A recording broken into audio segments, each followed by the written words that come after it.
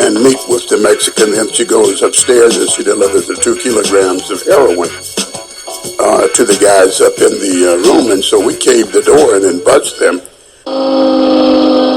These pictures were made with a special night lens in Fayetteville, North Carolina, a center for a new mob that is now competing with the American Mafia. The leaders of this organization are not from New York or Chicago. They are from small towns in North Carolina. 2 major traffickers in FAR. One was Leslie Atkins, and the other one was Herman Jackson. And reportedly, both had a club over in Thailand. But, of course, the players come and go, but the game remains the same. Nicky Barnes was still in his prime, and down in North Carolina, a group of black ex-U.S. Army officers that federal law enforcement christened the North Carolina Mob was bringing in dope from Thailand. This is the way much of this new mob's heroin arrives in this country, in planes like this one, an Air Force jet carrying military cargo. The genius of the North Carolina mob has been its ability to use the American military to move its heroin from Southeast Asia to this country. Led by Leslie Ike Atkinson, these ex-soldiers were the only major black importation ring ever uncovered. Ike Atkinson alone was responsible for thousands of kilos of pure China white heroin entering America during the late 60s through the mid-70s. Federal authorities identify this man as the head of the North Carolina mob, Leslie Ike Atkinson, Goldsboro, North Carolina, former Master Sergeant, United States Army. Atkinson is now in federal prison, but authorities believe he still runs the North Carolina mob. This is black organized crime. Yes. In a nutshell, that's exactly what it is. There have always been blacks in organized crime operations, but never at the top. This new mob has already staked out much of the heroin business for itself. While black drug dealers had finally made it on their own and achieved a form of black power through their control of white powder, the black power movement was entering its late stage, becoming more esoteric and violent. The shootings began last night around 7:30 in the Haight-Ashbury district. By 10 p.m., 4 persons lay dead, all white. The shootings began last November, all the same pattern. White people shot down by a black gunman for no apparent reason. The war on the streets against black drug dealers was still on, as it was the easiest source of money around. In early 1975, as the feds finished mopping up the remnants of Frank Matthews' giant drug ring, one of his old associates from North Carolina, Charles Swayze Cameron, was kidnapped for ransom in Brooklyn by black Muslims.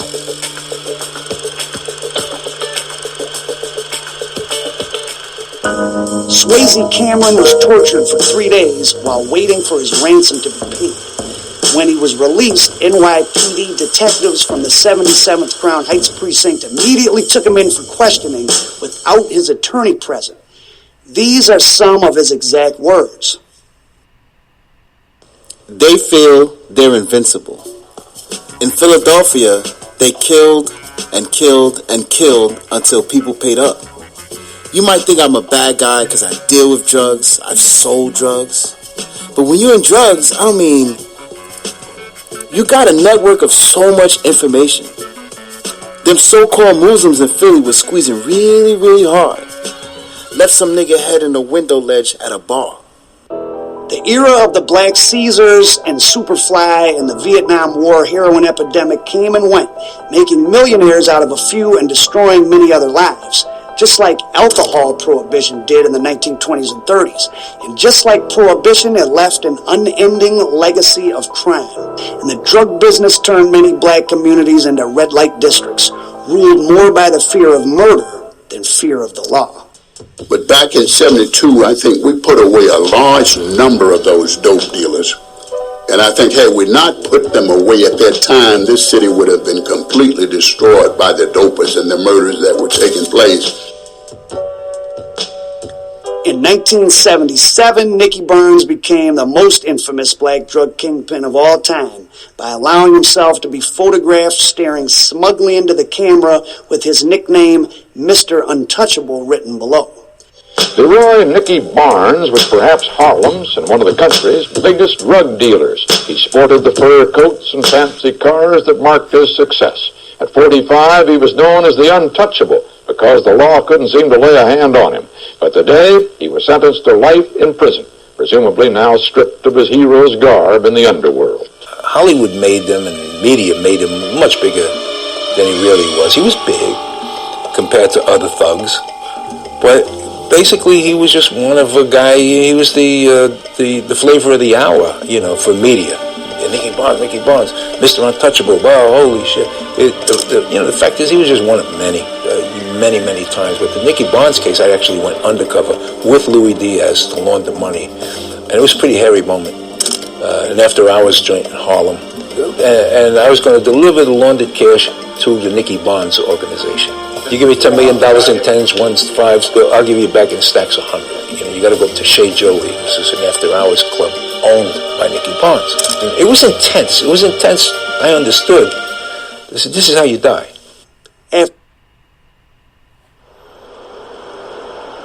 How about sushi?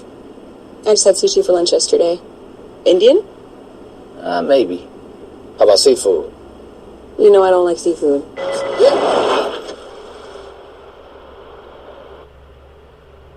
How about tacos? Tacos. Automatic emergency braking, one of 6 advanced safety features standard on every 2022 Chevy Equinox. Find new technology. Find new roads. Chevrolet. Medusa lived with a hideous curse. I mean, the whole turning people to stone thing was a bit of a buzzkill, right? So she ordered sunglasses with Prime, 1-day delivery. Clever girl. People realise she's actually hilarious once you get to know her. Ugh, as if... Well, he was asking for it. Prime changed everything. You're late. I gotta get him changed, okay?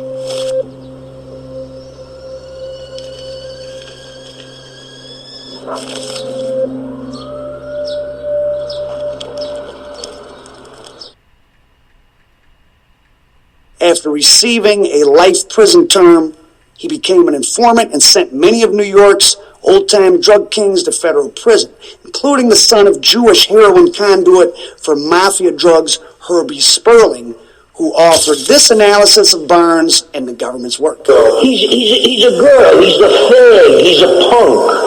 So what kind of stuff? In fact, I shouldn't say he's a punk and a fag because I'm insulting punks and fags. They get somebody, they arrest him for a lot of crimes that they allege he committed. Now, the guy doesn't want to go to jail, so what does he do? He trades in 30 or 40 other people for himself so he don't go to jail. That's what Nicky Barnes did to my son. Leroy Barnes was himself one of the most compelling characters of the era. He'd risen up from being a Harlem heroin addict in the late 50s to being the undisputed king of drugs in Harlem, courtesy of his Italian suppliers. When 60 Minutes interviewed him in the mid-'80s about his work as an informant, he gave a very insightful analysis of his own life and times in the age of white powder and black power. I was overwhelmed by guilt. I had every reason to testify against them and no reason at all to feel guilty. But it's that street corner indoctrination, that criminal ethic, that street corner value system. It's overpowering. And I started crying on the stand. From guilt. And emotion. I couldn't talk. Barnes testified about his secret 7-member drug council, composed of the most successful black heroin dealers in New York. According to Barnes, they shared an oath of brotherhood and loyalty to one another. To treat my brother as I treat myself. Mystical dynamic present when we said it. But not everybody lost at the game. The Brown family of Detroit was permanently propelled out of the working class and into the world of businesses and real estate and the best educations money could buy. The old man rolled the dice, Eddie, working with Eddie, and it set our family on a whole different trajectory. To be honest, it would take a calamity for us to go backwards. education is power. The money that he made allowed our family to become a very educated family. With education allowed us to have a whole lot of other options. They were getting the money, and they were spending their money on jewelry. They made the tailors, the car dealers, and the attorneys rich, and the bail bondsmen. The private jewelers, all the big-time jewelers, would come from all over the country and sit in our living room, when I was a kid, and sell the Old Man and Eddie rings and watches and special pendants and the EJ pendant. I mean, that's like $150,000 back then, so that's like, what, $1.5 million? All we have really left is our dreams and our hopes, because the reality of those dreams coming true is about 20 to 1, because we've been deprived and exploited for so many years and lied to by the politicians. Richard Nixon, the number one, the biggest gangster in the world. The jury is still out. We don't know what's going to happen to the African American families that were involved with serious crime and their children. This next generation underneath me has gone to America's best universities. They don't even have the memories of the stuff that we're talking about what the family used to be involved in. It's now just kind of urban legend. The African American community has quite a debt parallel to what we would consider criminal enterprise. My great-grandmother came up from South Carolina with an 8th grade education. In 2 generations, if you're not in the top 1% of America, you've not lived the life that I've lived or seen the things that I've seen. The kingpins of the Superfly era had more money pass through their hands than anyone else in the African American community's history, but this wealth didn't accrue to the wider community, unlike the profits of Italian and Jewish gangsters before them. Their profits came and went as fast as a bag of dope. The late 60s saw the rise of the drug economy, an economy that existed only because of political decisions and endemic corruption. As the low man on the economic totem pole, African Americans were and are employed as the foot soldiers of the drug business and thus bear the brunt of the casualties. To quote William Faulkner, the past isn't dead. It's not even the past. White powder, black power. What's available on the street right now, Jeff? Coke, smoke, hashish, pills. The same things that were available a year ago? Yeah. In the same quantities? Yeah. They cost more, though. Just as easy to get? As easy to get. And as easy to sell? Right. Why aren't people afraid under this tough law? Well, it's the money.